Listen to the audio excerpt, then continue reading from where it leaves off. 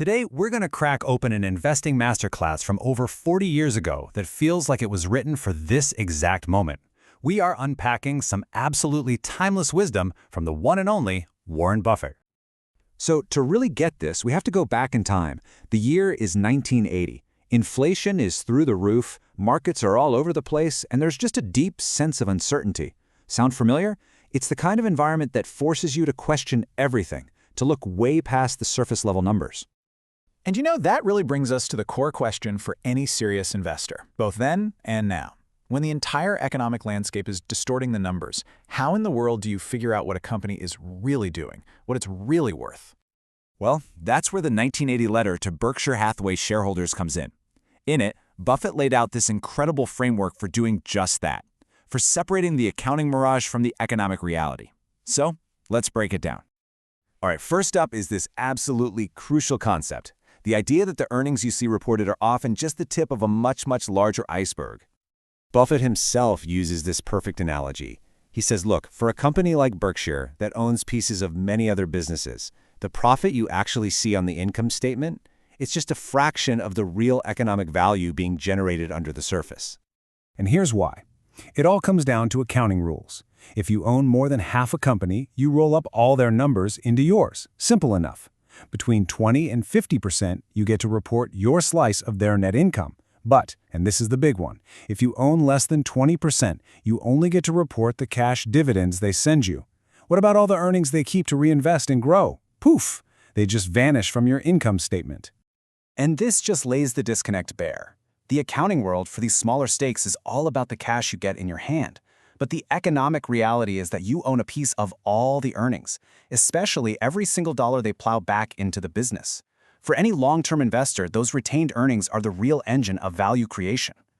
Buffett just boils it down so perfectly here. Just because the accounting rules don't let you write down the tree's growth, it doesn't mean you don't own a bigger, more valuable tree. Your wealth is tied to the growth of the whole forest, not just the few logs you happen to sell this year. Okay, let's move on to the second lesson because this is where it gets even more interesting. Even if you figure out a company's true earnings, there's this other powerful, almost invisible force working to destroy that value, inflation. Now, Buffett doesn't just see inflation as rising prices. He calls it a phantom tax.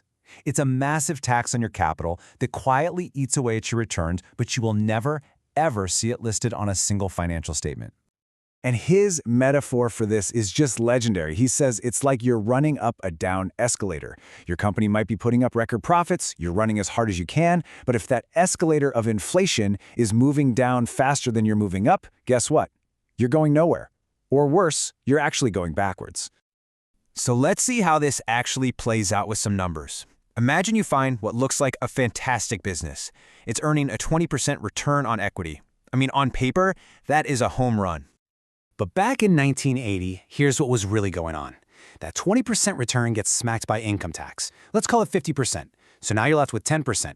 But then that 12% inflation tax hits your original capital. And suddenly you actually end the year with less purchasing power than you started with. That amazing 20% return just became a 2% loss in real terms. It's brutal. So, this is the crucial question, right? If accounting is hiding the real story, and inflation is just destroying the returns of most companies, where on earth do you find an opportunity? Well, Buffett gives us a perfect case study. Okay, let's talk about GEICO. By the mid-70s, this company was right on the brink of going bust. I mean, a total disaster. Every investor was sprinting for the exits. And what did Buffett do? He went all in. Why? Why would anyone do that?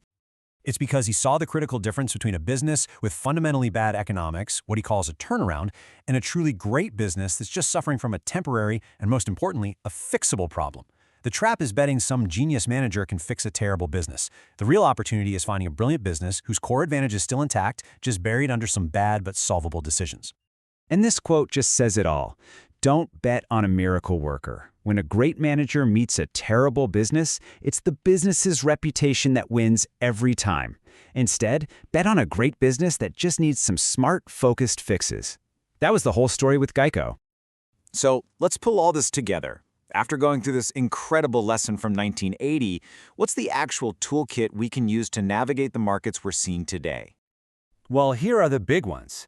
First, you have to look past the reported numbers and find that hidden iceberg, the company's true earning power.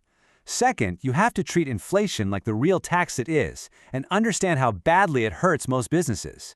Third, stop chasing hopeless turnarounds and focus all your energy on finding exceptional businesses with durable advantages. And finally, you want businesses that throw off cash, not ones that look profitable on paper, but just keep eating more and more capital to stay in the same place. And really, it all comes down to this one question that's just as powerful today as it was back then. When you're sizing up your next investment, are you getting fooled by the accounting mirage, or are you laser-focused on the underlying economic reality? Because at the end of the day, that is the only thing that's going to drive your long-term results.